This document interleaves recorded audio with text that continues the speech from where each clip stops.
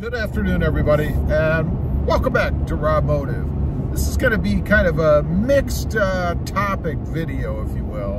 I'm out here driving around in the Tacoma, as I often do, and I've got all kinds of Tacoma thoughts going through my head, so let's just get right into it. First of all, I really want to start this off with a question. I want to know who out there, and no shame, no judgment, is willing to pay an aftermarket adjustment, a dealer markup, to get their hands on the 2024 Toyota Tacoma. You know, I've asked before, are you going to buy the Tacoma? But I've never really been too specific. Now I want to be specific because it seems to me, I posted a video a few days ago about the first new Tacoma that I have seen actually posted for sale on a dealer's website. And of course, that dealer has added an aftermarket adjustment, a dealer price markup, whatever you want to call it. They tacked on $5,000 for the privilege of being able to buy, I'm guessing, one of the first, maybe new 2024 Tacomas. But are you going to do that? Have you already made up your mind that no matter what, you're going to pick up this Tacoma and pay that $5,000 or maybe even $10,000 addition? And I'm curious, what's your limit?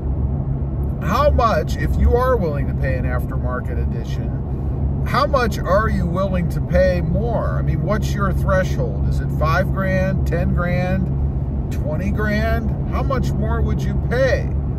Let me know. Leave a comment down below. Now, of course, I have talked about buying this new Tacoma many times on the channel myself. I've gone through different iterations, different models of it. Finally, I thought, settling on the Trail Hunter, the hybrid version. I do want the hybrid version. If I do anything, it will be the hybrid version because I want the full package, if you will. I want the fully redesigned Tacoma with everything that it has to offer in as low as a trim level as I can get it, with as few options and accessories, because of course I like to do mods and add things myself, and it doesn't make a lot of sense to buy something like a Pro or maybe even the Trail Hunter. The only reason really, other than I do like the Trail Hunter, that I had kind of decided on the Trail Hunter is because I believe they're being the Pro and the Trail Hunter are the first two trim levels to have the hybrid system. Now, I might be wrong. Maybe Toyota will put it on some of the lower trim levels. I doubt that it'll be on the SRs and the SR5 versions.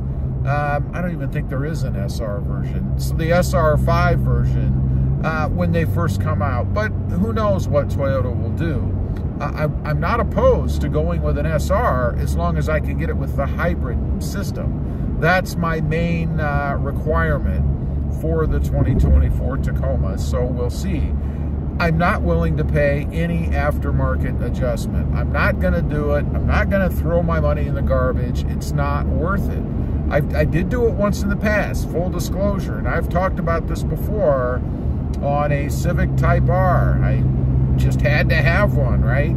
So I paid $5 grand more than sticker as an aftermarket adjustment to get that car. And I gotta say, ever since I did that, I kicked myself. Why? I mean, when I traded it in, they didn't give me an extra $5,000 to compensate me for that.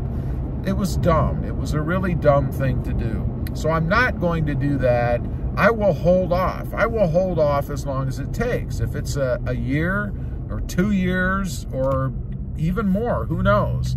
I will hold off and I will not pay an aftermarket adjustment. So that being said, it's going to be interesting to me to see just how many dealerships actually add an aftermarket adjustment. I'm sure it's going to be really common at first because the truck is going to be highly sought after and in short supply. I don't know. We shall see. Hopefully it doesn't last long and it's not a ton of dealerships out there. Now, looking at the third gen, I'm not opposed to keeping this truck. I mean, I love this truck. It's a great truck. It's fun to drive. I'm in it right now. I'm enjoying the run, you know, with the pedal commander on it. Not trying to make a pedal commander commercial, but it gets rid of that throttle lag and it makes the truck responsive. And really, it's the only thing the truck was missing. The short side of the truck, I think, was its power, its acceleration. So it's just perfect the way it's set up. Everything is ergonomically correct inside. Everything works well. And one of the most important things about it is I don't have any problems. There's no little gremlins. There's nothing wrong. There's no fitment issues. All of the things that I expect we may see to some degree in this redesigned Tacoma. It is a first year, and I know a lot of people will say, well, it's Toyota, they pay attention to that. It doesn't really matter. I think when you have a first gen anything or a redesigned first model year, you're gonna have issues. I've mentioned before, nobody can test a vehicle out there like you and I can. They can put it through as many lab tests as they want, but until it's out there in the real world and you and I are driving it, things are gonna happen. I don't really want to experience that, although I do understand it makes for good content. You know, people love misery, they love problems, so it makes for good content, but frankly, I don't want to have to be sitting in the dealership every other day. Hopefully it's not that bad, but I don't want to be spending hours and hours at the dealership because we're the guinea pigs. I'm the guinea pig for this new truck. So maybe it's wise. Let folks out there who are willing to spend all that extra aftermarket edition money be the guinea pigs for it. Let them pay their $5,000 and $10,000, and in the end, I'll get a truck that's been tested by them, right?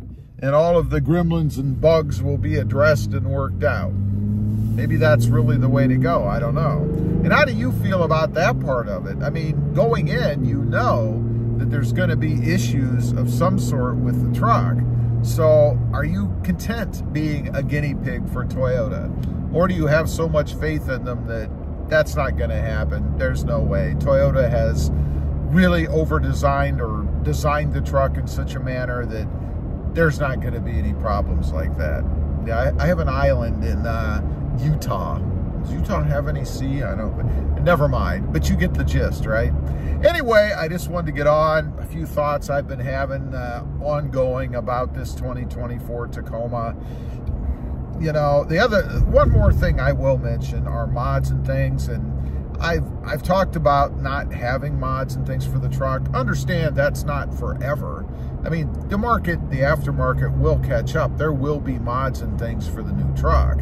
It's just that in-between time for me, that's not good. I mean, there's still a lot of things I can do with the truck that I'm driving in right now, and a lot of things I'd like to do. So maybe this is, I guess, a better opportunity for me to hold on to the truck for a while and let everything shake out. Money and quality, we shall see.